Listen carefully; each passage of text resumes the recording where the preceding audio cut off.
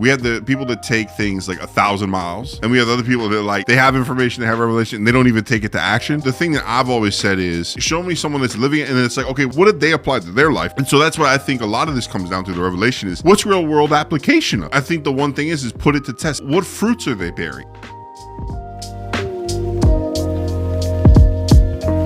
Hey there, welcome to the CA podcast. I'm Chad, and I'm here with Lance. Yeah, and so one thing we're doing now is reminding you to subscribe, like, and share all of our content because it helps us. And like we said in the past, it helps everybody around here know that people are actually, like supporting us. It's a show of support. And, sometimes we don't feel supported. and so we like to be supported. So this week we have an interesting topic. So Lance is back and finally around. Yeah, around. And it's been interesting because we had two Vinnies, Alexis, and then you. Right. It's basically been, but then even before that though, like you were out of town for a bit. Yeah. So like I think you filmed the week before you went out of town. So you were out of town for basically 3 weeks. So it's like this is like 4 weeks later. Right. So what do we want to talk about today? Well, when you do travel, you hang around an interesting group of ministry, just people in Christian life. Right. Hopefully everyone's getting revelation. Sure. And so, but their revelation is so personable. Mm-hmm.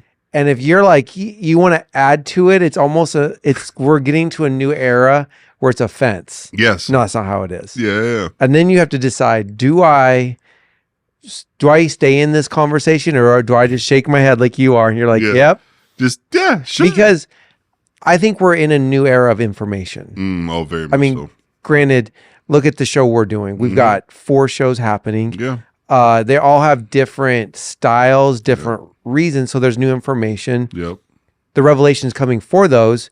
And so Sure. now multiply that times how many things are out there non-related to Christianity. Right. That then have a blend over. Yeah. And now we're getting a weird space where people are either one-upping their revelation or stealing people's revelation. Or deconstructing revelation. Yeah, that's the big new one. Thing right now. We got to deconstruct the Bible. Everything. Yes. it's so it incredible.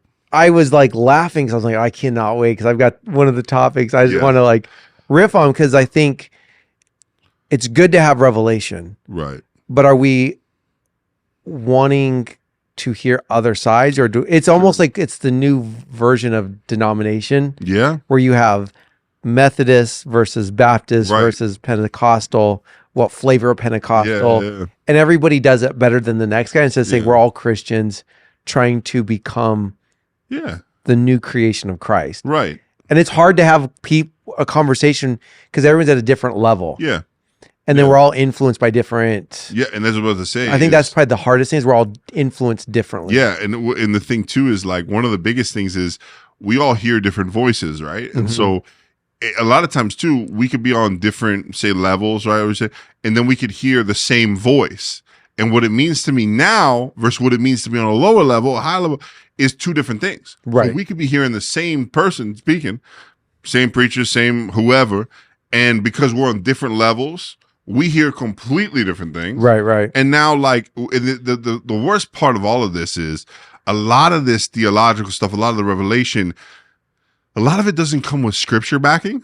And so when you go to ask even the people that were teaching it, they're like, oh, so they some sort of obscure passage, right? But then you ask the people that are like regurgitating it, they can't tell you. Right. And they're like, well, in the story of, and you're like, no, give me a verse though. Cause like, give me at least some structure. And they're like, yeah, I think it was in the story of Noah, and you're like, yeah, but like, that doesn't coincide just because it's in the Bible. Right. It doesn't mean it coincides. So I think we're in this kind of weird, like you were saying, like it's all this information. Then also the thing though is not saying not to have the discussions. Like I think it's good to have discussions. The problem is they're always one-sided because you always have these people who are like, this is the way this is. Right. This is the way the rapture is going to happen. This is the way that this is going to happen. Well, like 2 of the big ones are, can Christians be oppressed, depressed by a demon, that's a big spirit, and you've got 2 camps and there's no middle line. None. You're A or B, and both camps are like, you're wrong. Yeah. Like there is no talking through it. No. It's kind of like Republican, Democrat. It's 100%. like, I'm not going to talk. You're wrong. And I've always been right. Crazy. And you're like, Yeah. And I think it's hard because we used to have, when I grew up, it was the beliefs of government, like, Yeah. you know, you're blue or red. Now, Yeah. as we've kind of become a melting pot once again, Yeah. now you've got Christianity's having to work through different thoughts. Yeah. And we're like, okay, we're learning so fast, which is good. Fast. Yeah. But now we're having to put it into action. And like, do I believe in this? How much, Right. like there's another camp who's like, should we always be talking about demons or should we talk about Christ, who is the higher power? Yeah. Like, well, and you also like the deliverance camp. well, right. That's what I'm saying. Like, that's that camp can talk about deliverance all day, every day, and they've Right. never talked about an angel. No. Like I heard this once said, how come you're always seeing demons, but you've never seen an angel? Yeah. You know, it's Yeah. like, that's an interesting thought. It's like, you know, the evangelist that passed through here is like, why are some of our songs that we sing on Sunday morning glorifying Satan? Like we're Right. sitting there, we're singing songs and like the devil this and the devil. It's like he's under my feet. Right. Why are we singing about him? You Right. know, why his thing was like, why are we even praying about him? Right. Like he's defeated. So it's funny because you have all of these thoughts and all these things. And I think what's been lost on our generations lately has been the two-way discussion. Right. It's very one way. And so I think, because the thing is, it's never bad to have the ideas. It's never bad to have the revelation, right?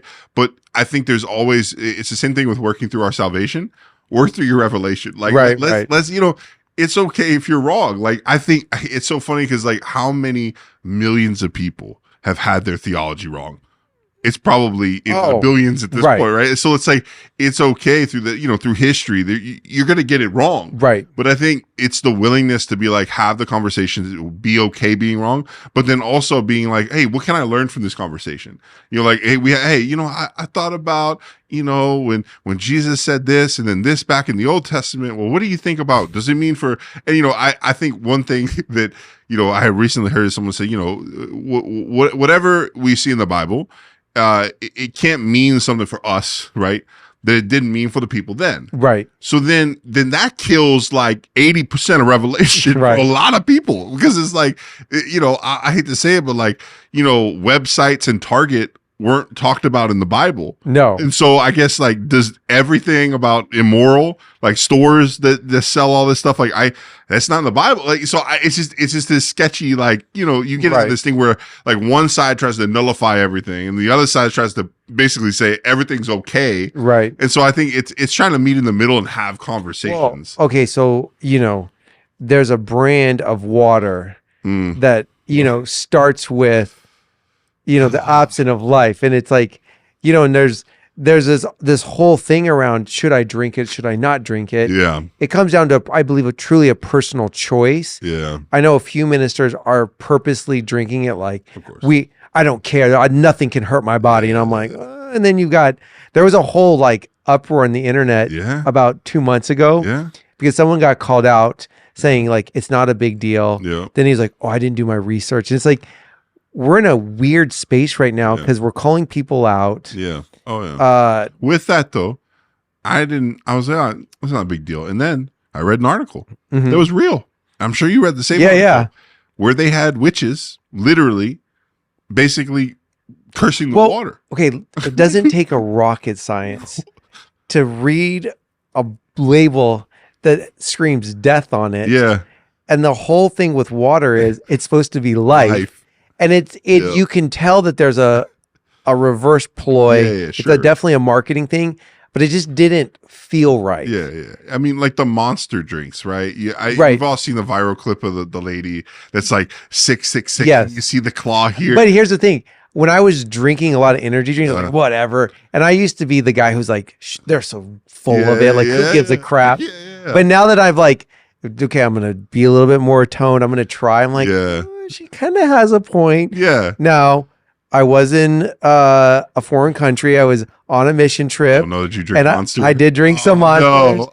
And I knew my wife would be mad just for the fact that I was not drinking a Monster. I was drinking in her drinks again. Yeah. But it's like, was I drinking that to be like, oh, it's okay. I wasn't just, I'm like, well, this is my only option. Yeah. And there's moments where, you know, Paul was talking about like, look, don't eat meat that's sacrificed to idols because it's cheaper. Well, while you're having a friend who just came out of it, like you got to be like a little bit more wise. Yeah, sure. But we take that scripture out, like It's oh, if it's going to make your context. friend sin, don't do anything. It's like, well, shoot, I can't do anything then. Yeah, I can't go to the grocery store. Right. I'm gonna have to have my groceries delivered. Right. Like I think there's so much of that. Like it's crazy.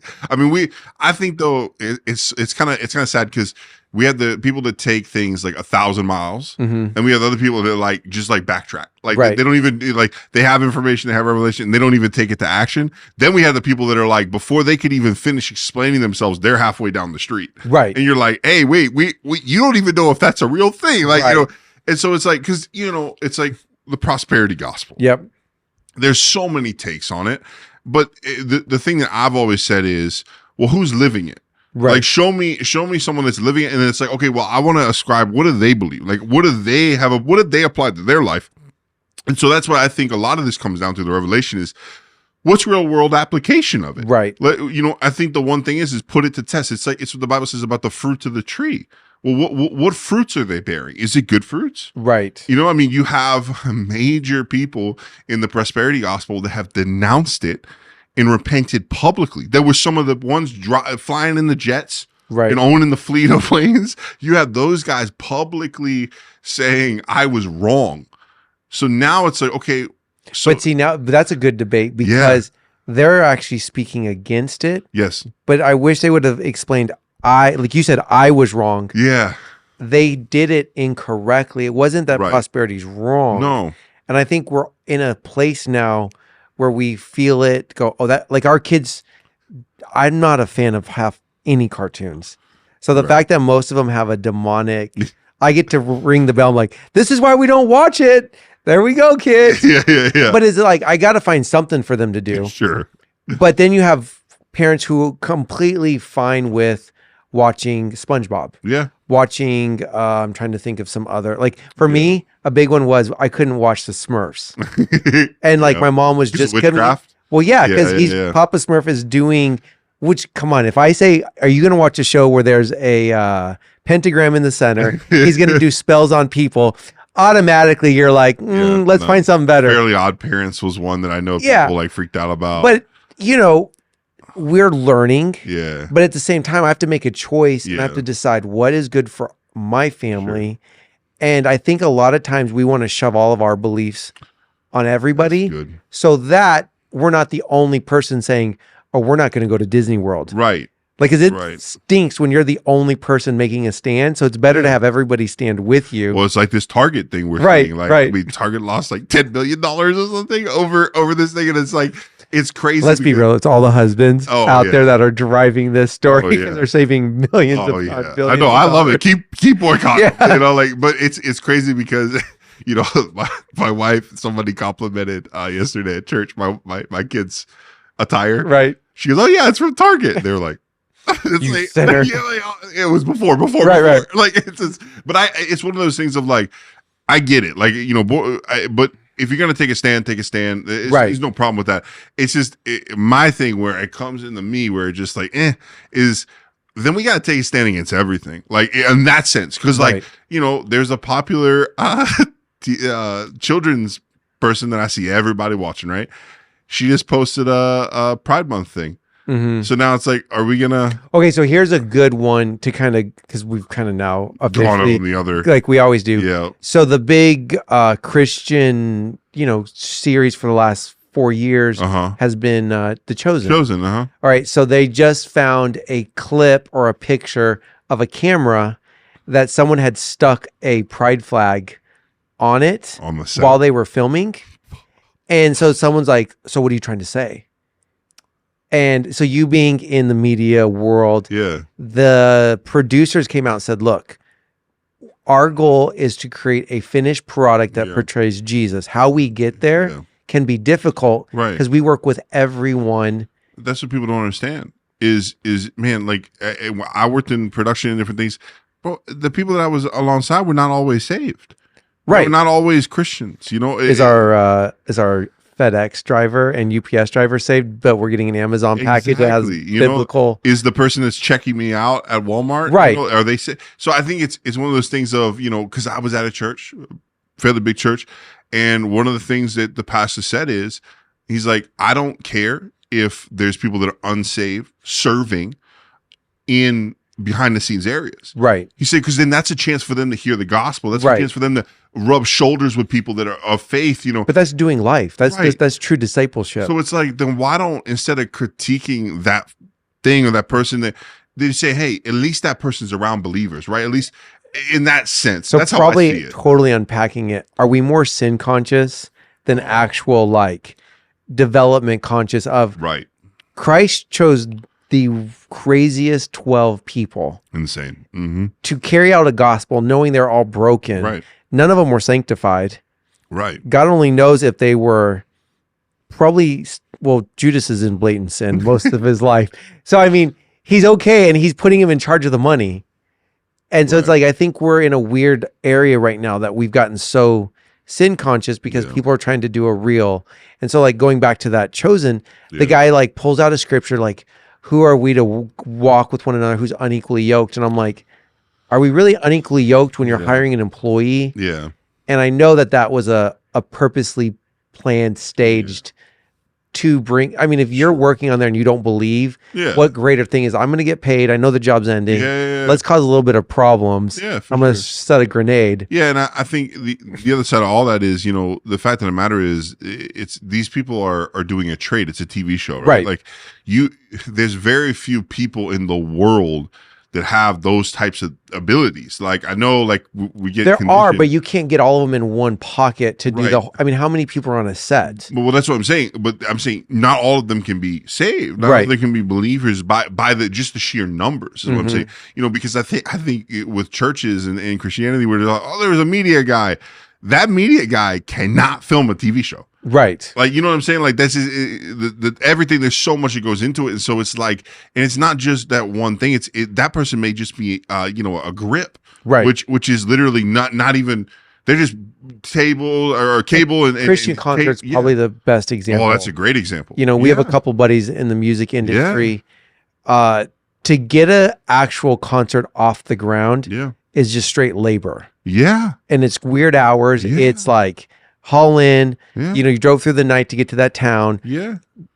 Probably some of those guys are on drugs. 100%. Most of them are out drinking. Smoking. And it's like, they don't know what message is getting put on that stage for 2 hours. Right. Yet they've got a 10-hour job, tear down drive, and nobody complains. Well, can I interview all the roadies who hauled in the music equipment, hung the lights, did all this stuff? But we're in this weird era because we're overloaded with information. Yeah. We're looking at it through a microscope. Right. And yeah, I mean, because I was a part of, you know, events and conferences and stuff where, you know, the stage had to be built, right? Like literally built the stage. Well, I hate to tell you, but it takes, you know, 40, 50 people sometimes for the scale of it, right? With everything. And so it's like, you know what you got to do? You got to hire a local company. Well, what are they going to do? They're going to hire local people, right?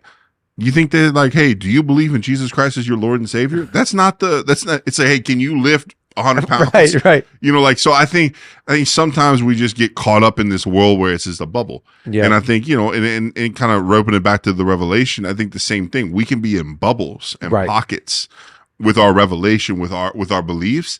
And when we get there, I think that the worst thing we can do is not let it pop. Right. It should pop. Like, so if you had Lance of today talk to Lance 12 years ago, I would have been screaming mad at me today because I'm like, I don't believe in a shofar. I wouldn't be talking in tongues this way. No, I don't believe in this. I would have called them the weak-minded, you know, sissy Christians. Yeah. I would have been mad at myself. Like, you believe in that stuff? Like, what is wrong with you? Yeah. But it's like the more you dig in, the more revelation you receive. You're like, well, I'm open-minded not to deconstruct it. Yeah. But did I turn off a version of God I'm not comfortable with? See, that's good. That's and I really think good. As we grow into it, like there's people who will not accept grace.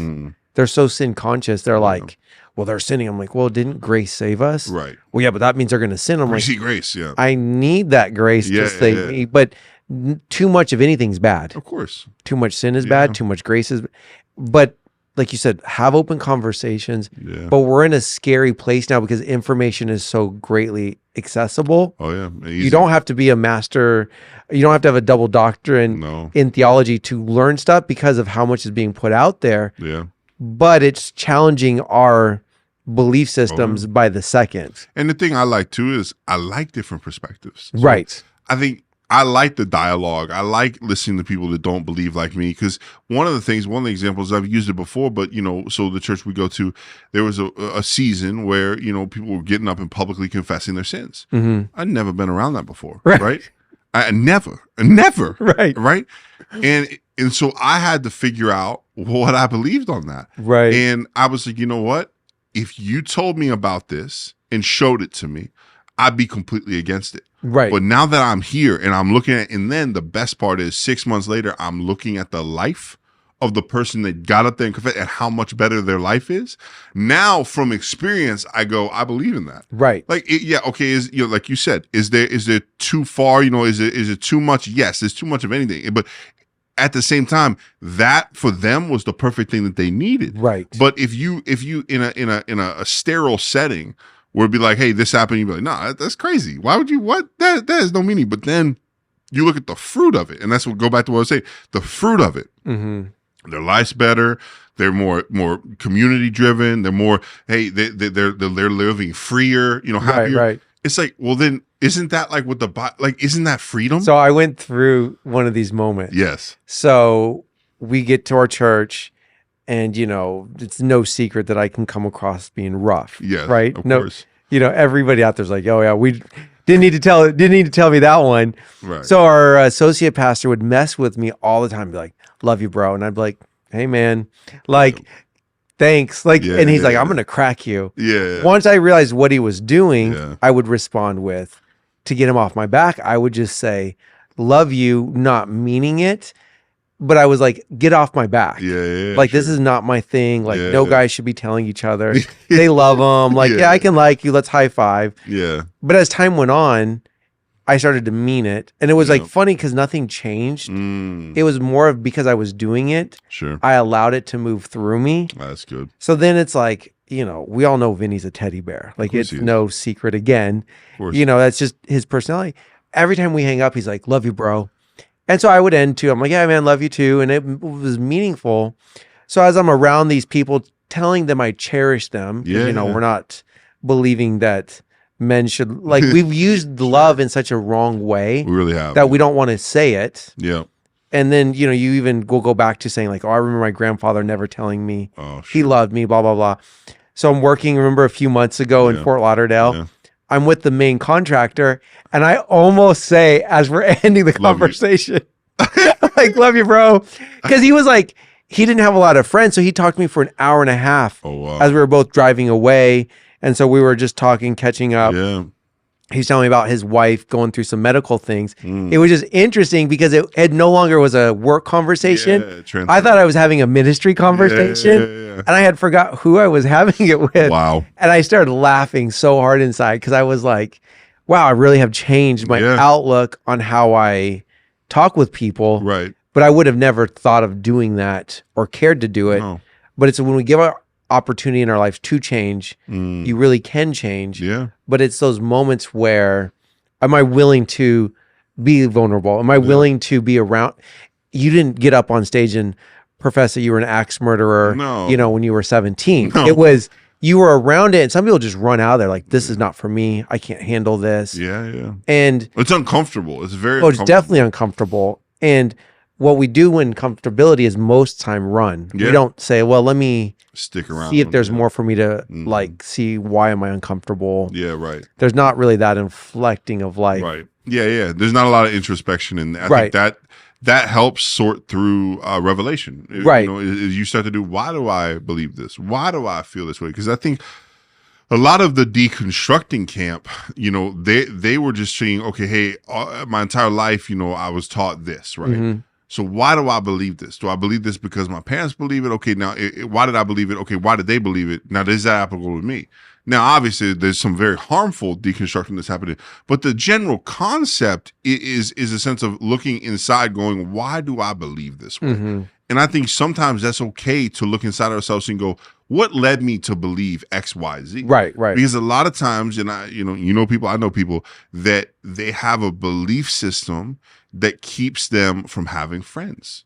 keeps them from receiving from other people. They got to do a deep dive for themselves. Go, why do I not like talking to people? Why don't I let people in? Why do I have walls up? And so it's like they're having to do this introspection. And I think that's the thing that we don't do enough and don't promote enough is going, why do you feel the way that you're feeling right now? Right. And so a lot of times when I get away from things that, you know, and I'm handling situations, I go, why did I handle that situation that way? Even if it was a good thing, what was my chain of thoughts that made me decide X, Y, Z? As we get older, no one wants to be put in a compromising position of not feeling in authority or in a safe place. Yeah, right.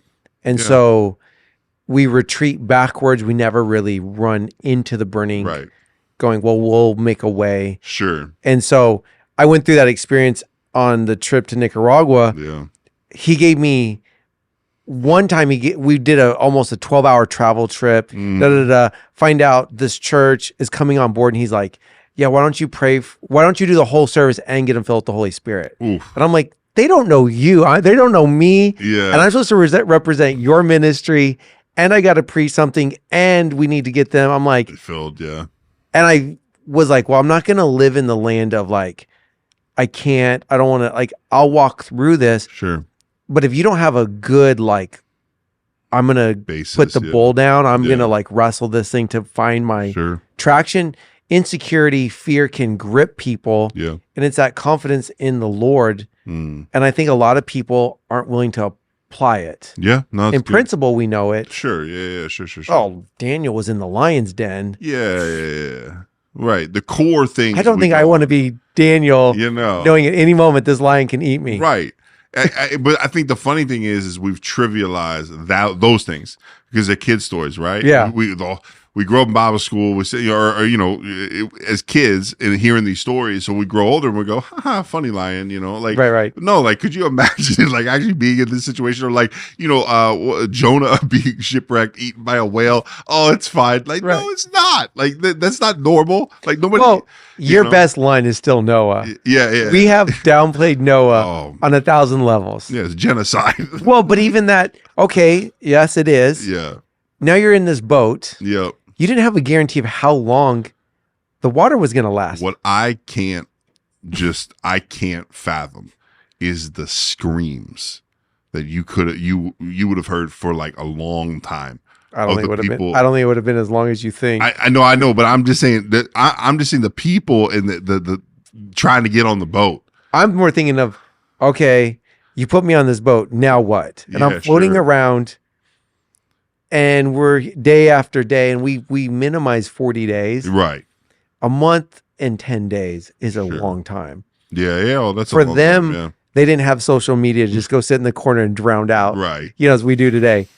I always look as like, could you imagine you're sitting there day after day going like, what's next? And nothing changes. Yeah. And I think that's back to Revelation is like, we're running around trying to create our own theology because we're not sure what tomorrow's bringing. Yeah. And if someone rocks our theology revelation, we just freak out. Like, no, that cannot be how it is. Exactly. And it's an interesting spot because we have to somehow survive. Of course. Because the easiest thing is for me to just be like, oh, they're crazy. You put up walls. We mark them off as like, oh, they believe in that. They don't believe in this. Yeah. You couldn't handle it or you don't want to hear it. Right. And it's, as you go deeper in your faith, everyone has their own belief systems. Sure. Yeah, they do. Yeah. So, well, I think that's a good place to land for the show. So, all right, we'll see you next week.